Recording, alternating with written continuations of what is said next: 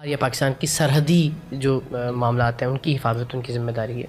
अस्करी इदारे कह लीजिए और एक वो इदारा है जो कि सिविलियन इंटेलिजेंस का इदारा है जिसका काम है कि मुल्क के अंदर के जो मामलात हैं इंटेलिजेंस के उनको हैंडल करना, that is intelligence bureau IB। हम उस इदारे की बात कर रहे हैं। सो उससे खुदा न खास्ता कोई मुल्क की सलामती दाव पर नहीं लगती है कि अगर आप उस इदारे की इस्लाह के लिए कोई चीज़ करते हैं या बात करते हैं। इदारे की किसी भी इदारे की जब इस्लाह के लिए आप बात करते हैं तो उससे किसी की भी सलामती दाव पर नहीं लगती। लेकिन जो इंटेलिजेंस ब्यूरो उसका काम ही है कि जो सिविलियन मामलात हैं उनके हवाले से मुल्क के अंदर क्या चल रहा है उस हवाले से वज़ीर-ए-आज़म को आगाह रखे। एक और ज़िम्मेदारी उनके पास ये है कि नादरा को जब भी कहीं पे कोई पासपोर्ट के हवाले से या ID कार्ड के हवाले से कोई कन्फ्यूजन है कि ये मुल्क की शहरियत का नहीं है या कोई कंफर्मेशन चाहिए उसकी, तो उसके लिए जो इंक्वायरी है वो IB को दी जाती है और IB के जो अफसरान हैं वो इंक्वायरी रिपोर्ट मुरतब करते हैं। IB के एक अफसर जो इंस्पेक्टर जो थे काशिफ उनका नाम था, उनको ऐसी एक इंक्वायरी अलॉट हुई नादरा की तरफ से और उन्होंने उस फैमिली को जाके कहा कि जनाब मैं ये इंक्वायरी आपके हक़ में तब लिखूँगा जब आप मुझे 60,000 रुपये रिश्वत देंगे। उस फैमिली ने हमसे रब्ता किया, हमने अपना बंदा उस फैमिली में शामिल किया खुफिया कैमरों के साथ और हमने उस इंटेलिजेंस ब्यूरो के इंस्पेक्टर को 20,000 रुपये देते हुए, 24,000 रुपये देते हुए, 12,000 रुपये देते हुए 3 रिकॉर्डिंग्स हमारे पास उसकी मौजूद है। आखिरी जो किस्त थी रिश्वत की 12,000 रुपये सॉरी, वो उसने इंटेलिजेंस ब्यूरो के दफ्तर के गेट के बाहर वसूल की। वो उसने बुलाया था हमारे बंदे को वहाँ, तो हमने उसे कहा कि जैसे वो पैसे ले ले आप हमें ओके का मैसेज करेंगे। जैसे उसने पैसे लिए उसने ओके का मैसेज किया, हम गाड़ी लेके वहाँ पहुँचे, कैमरों के साथ उतरे, उसको पकड़ा, उसको पूछा पहले कि आप वाकई IB के हैं भी हैं या सिर्फ IB का नाम यूज़ कर रहे थे। उसने कहा नहीं जी मैं IB का हूँ। उसने अपना कार्ड भी निकाल के दिखा। दफ्तर का दरवाज़ा सामने था, हमने कहा आएँ अपने अफसरान के पास ताकि उनको बताएं कि आप क्या हरकतें कर रहे हैं। किसी ने हमें कोई रोका टोका नहीं है। इट्स सेल्फ एक सिक्योरिटी लैब्स है कि आप इंटेलिजेंस ब्यूरो के दफ्तर में बगैर कोई पूछने वाला ही नहीं आपसे। हम अंदर चले गए। अंदर जाके जो बिल्डिंग का अहाता जहाँ पर है, लोकेटेड कहाँ पर है? ये जी सदर का जो पासपोर्ट ऑफिस है उसके अक़ब में। अच्छा हम वहाँ से बिल्डिंग में जब दाखिल हुए तो एक साहब जो बावर्दी थे सिंध पुलिस के एहलकार थे, उन्होंने कहा कि सर देखें आप यहीं रुक जाएं। मैंने कहा फिर आप एक काम कीजिए, अफसरान को बताएं कि जी वो एक बंदा पकड़ा है मीडिया टीम ने, उसके खिलाफ सबूत हैं, वो सबूत देख लें और जो फैसला वो करें। उनका जी और मैं कैमरे लेके आगे नहीं आऊँगा, ये मैं आपको शो कर। उतनी देर में एक डायरेक्टर हैं उसके IB के जॉइंट इन्वेस्टिगेशन के JITs के रिजवान शाह, वो आए क्या हो गया है जब तुम तराक के साथ पीछे 3-4 एहलकार उनके। मैंने उनसे कहा सर कि ये मामला है। उन्होंने कहा जी आप बाहर चलें। मैंने कहा सर वो आपको वीडियो दिखानी है तो बाहर वो मुमकिन नहीं हो सकेगा खड़े होकर कि आपको हम वो वीडियो दिखा सकें, तो आप अंदर कहीं भी तशरीफ़ ले चलें, आप वीडियो देख लें। उन्होंने कहा नहीं कैमरे बंद करें आप। मैंने कहा सर बात ये कि मेरा कोई ज़ाती तो आपसे कोई ताल्लुक़ है नहीं और ना ही मैं कोई ज़ाती मुलाकात या काम के सिलसिले में हाज़िर हुआ हूँ। इस सिलसिले में हाज़िर हूँ, अगर आप वो वीडियो देखें, देखना पसंद फरमाएँ तो अंदर चल के देखिए, देख के अगर आप उस पर कोई कॉमेंट फरमा दें कि जी हम इसके खिलाफ़ कार्रवाई करते हैं या नहीं करते हैं, व्हाट्सएवर वो आपकी सवाबदीद है। कैमरे लेकिन आप, उन्होंने कहा इनको निकालो बाहर। सो द मोमेंट उन्होंने जब ये जुमला कहा कि जी इनको निकालो बाहर, वो एक बिल्कुल ऐसा लगा तो हमने भी कहा कि चलो ठीक है अब तो जो हमने गुफ्तगू करनी थी कर ली, तो निकल जाते हैं बाहर। बट वो बाहर निकलने का मतलब उनके इशारे का मतलब ये था कि दरवाजे चारों तरफ से बंद कर दिए गए और फिर उसके बाद से हमें नहीं याद कि किसने मुक्का मारा, किसने लात मारी, किसने घूंसा मारा।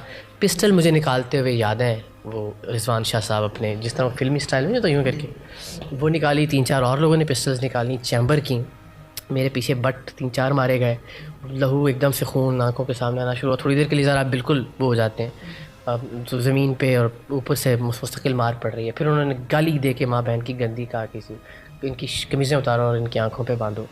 तो सारों की हमारी जो शर्ट्स तकरीबन फट चुकी थी, उतरी चुकी थी ऑलरेडी, वो खींचादानी में मार पीट में वो हमारी आंखों पे बांधी गई और कहा लेके चलो इनको टॉर्चर सेल में। तो सो कॉल्ड जो टॉर्चर सेल था वहाँ हम चले गए, आंखों पे पट्टियाँ बंधी हैं, नीचे बैठ जाओ, जैसे जिस तरह फ़र्ज़ करें हम कोई दहशत गर्द हैं, किसी दूसरे मुल्क से जासूस हैं जो हमें पकड़ लिया गया।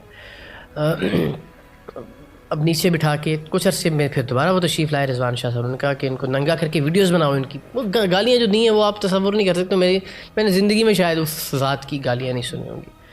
उन्होंने मुझे कहा कि जी आप कपड़े उतारें। मैंने कहा यार ये आप नहीं करें, ये ज़्यादती कर रहे हैं। तो उन्होंने कहा पिस्टल आपके उन पे है, टीम मेंबर्स पे, आपको ये करना पड़ेगा। तो मैंने फिर हाथ खोल दिया, मैंने कहा आप खुद कर लें, आपने जो करना है। तो उन्होंने बराना किया, वीडियो बनाई, घूम जाइए। मैंने कहा जी घूम गए, बना लें वीडियो। जहन में दिल में इत्मीनान था, सुकून था एक लम्हे के लिए। देखें वो तो जलील करना चाह रहे थे ना, आपको तजलील करना, आपकी तज़हीक करना चाहते हैं, लेकिन वो जलालत तो आप तब फील करें जब आप अपने किसी गलत काम में पकड़े गए हुए हैं और आपको जो है वो बनाना, व्हेन यू नो कि आप इस नीयत से आए थे कि यार मेरे मुल्क का एक इदारा है, उस इदारे को एक उनका अपना अफसर बदनाम कर रहा है 60,000 रुपये रिश्वत लेके, उसकी क्या वक़ार और इज़्ज़त और साख रह रही है। और मैं उसको, और मेरी कोई गलती नहीं है, मैंने कहीं कोई स्टेप जो क्रॉस नहीं किया, मैंने बादत तरीके से बात की है कि यानी इंटेलिजेंस ब्यूरो के हवाले से मेरी कोई नेगेटिव राय नहीं थी, मैं एक उसको अच्छा इदारा समझता। तो दिल में ऐसी कोई चीज़ होती तो मुझे नदामत और शर्मिंदगी होती कि यार शिट में ये मेरे साथ क्या हो रहा है।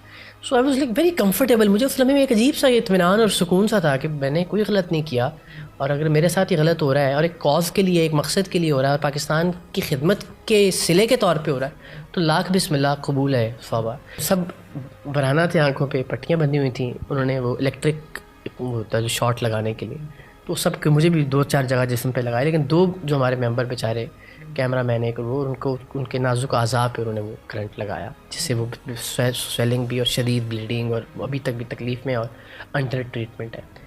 तो 3.5 घंटे तक ये मार पीट और मेरा खून बहता रहा। एक हमारा मेंबर बेचारा तड़पता रहा, उसको गुर्दे की पथरी का मसला था, वहाँ पे उसको चोटें पड़ी थीं। जिनको उन्होंने वो इलेक्ट्रिक शॉक्स लगाए थे वो भी कराह रहे थे। 4 घंटे में ऐसा लग रहा था जैसे हम पता नहीं क्या जुर्म और जुल्म कर बैठे हैं।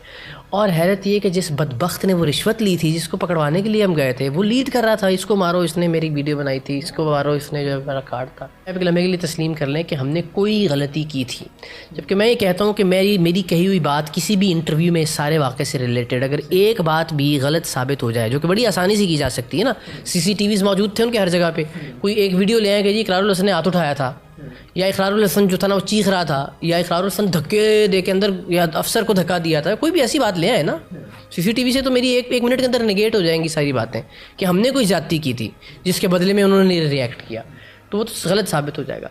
तो जो मैं समझ पाया वो ये कि इन 4-4.5 घंटे के अंदर वो दिखाना चाहते थे अपनी फ़िरौनियत, और वो उनके अंदर जो रच बस चुका था, जो कि मैं सोचता हूँ, ये आप सोचिए कि पिछले 20, 25, 30, 40 वर्षों में इस इदारे के इस स्टेज तक पहुँचने में कितना वक्त लगा होगा कि जब आप एक जर्नलिस्ट को, जब आपको पता है कि यार ये बंदा थोड़ा बहुत जानती दुनिया बाहर जाएगा, कोई खप मचेगी, रौला मचेगा, उसको भी आप नहीं बख्शते।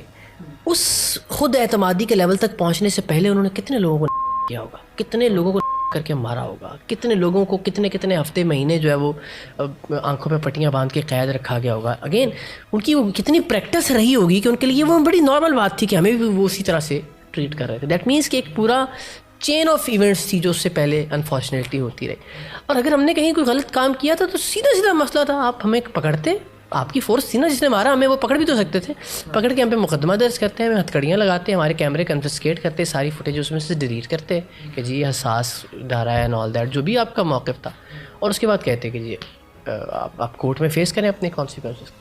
ये तो एक पर्सनल ग्रज था ना कि यार हमारे रिश्वत लेने वाले बंदे पे आप सवाल उठाते हैं, और हमारे नेटवर्क के, और फिर अफसर से कहते हैं कि जी वो, और अफसर चूँकि ये हो नहीं सकता ना कि वो, मैं जिस तरह बता रहा हूँ कि वो तो उनका वो सरगना बना हुआ था जो रिश्वत लेने वाला था, उसके तो कहने पे अफसर साहब मार रहे थे सबको। कुछ तनकीद भी की जा रही है, कुछ ऐसी पोस्टें वहाँ पर ये कहा जा रहा है कि इकरारुल हसन ने हो सकता है मुकमका करने की कोशिश की हो, आगे वो IB वाला निकल आया हो, वो कोई बात नहीं बनी होगी, फिर वो एक दूसरे आपस की लड़ाई में जो है वो सामने सब कुछ आ गया हो।